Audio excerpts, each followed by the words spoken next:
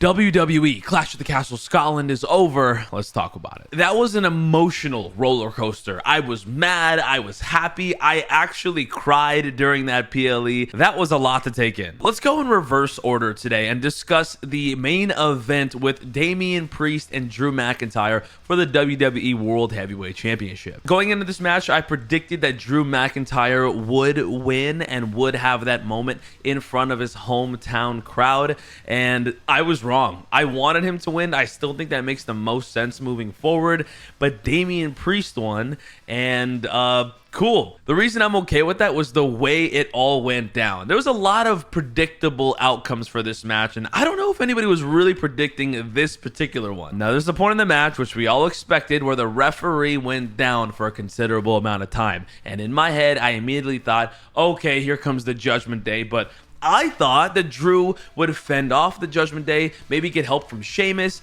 and then defeat Damian Priest. But Judgment Day was pretty honest. They did not come. They did not interfere. They were nowhere to be found.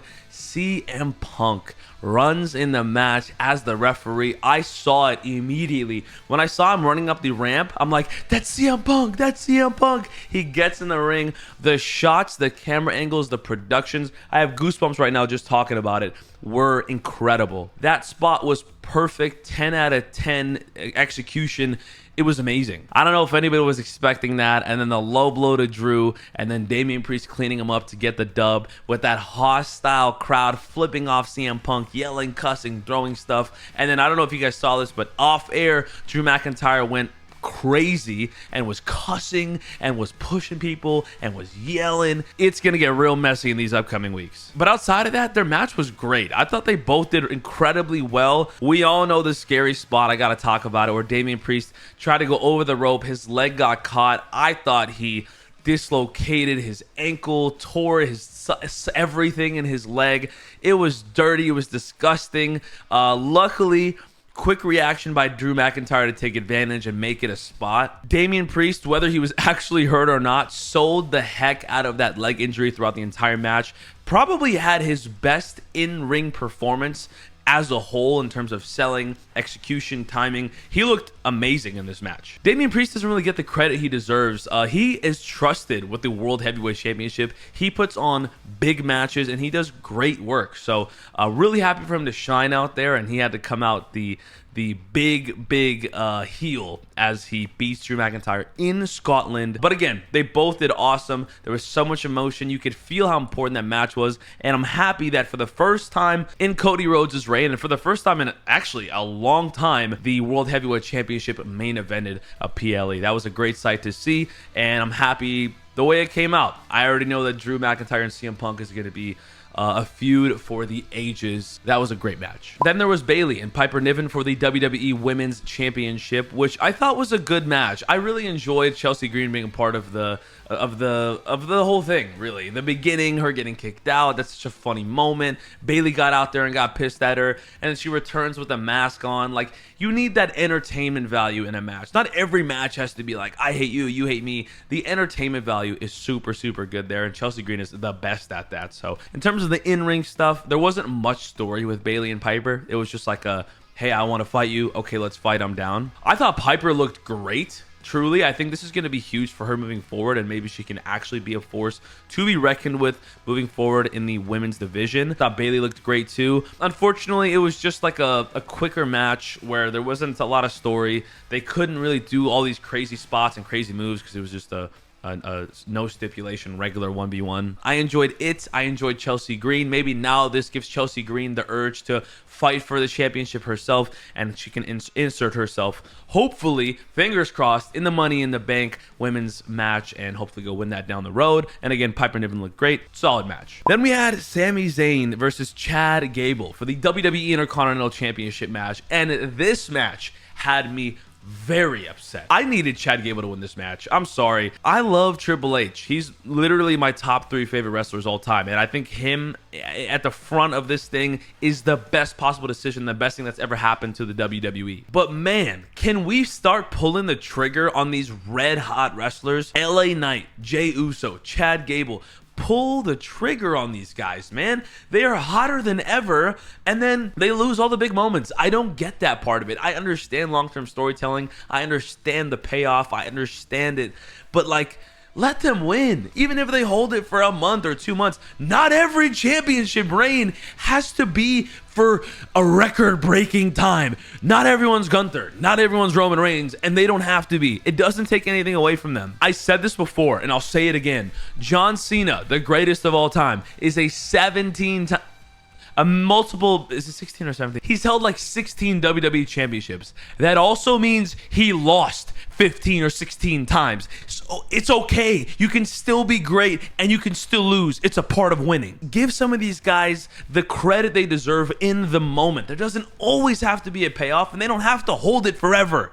Anyways, the match was great. The match was great. I really enjoyed it. Sami Zayn and Chad Gable always know how to put on a show, especially against each other. The involvement with the Alpha Academy was awesome. There was not like a crazy payoff in terms of that storyline. My problem with this match, the reason why I was so upset, there is no story moving forward for Sami, in my opinion. The only story for Sami right now in this moment is to continue with Chad Gable, which I'm okay with, but I would have rather had Chad Gable win and open up his opportunities. Because then Sami Zayn could go to the Money in the Bank and be a part of the Money in the Bank match and have feuds and start fighting for the World Heavyweight Championship. I don't like him staying the IC champion. I hope that changes, whether it's at Money in the Bank or SummerSlam. And also pull the trigger on Chad Gable. He is amazing. His emotions are great. His comedy is great. His in-ring work is great. We got to get him going ASAP. Now here's the match where I cried. You can literally go watch my reactions. I teared up pretty gosh darn hard for the WWE Women's Tag Team Championship match between Jade Cargill, Bianca Belair, Zoey Stark, Shayna Baszler, and Alba, Fyre, and Isla. Can I say Jade Cargill and Bianca Belair had the dopest in-ring fits I've maybe ever seen for a tag team, outside of like the Hardys in the early 2000s.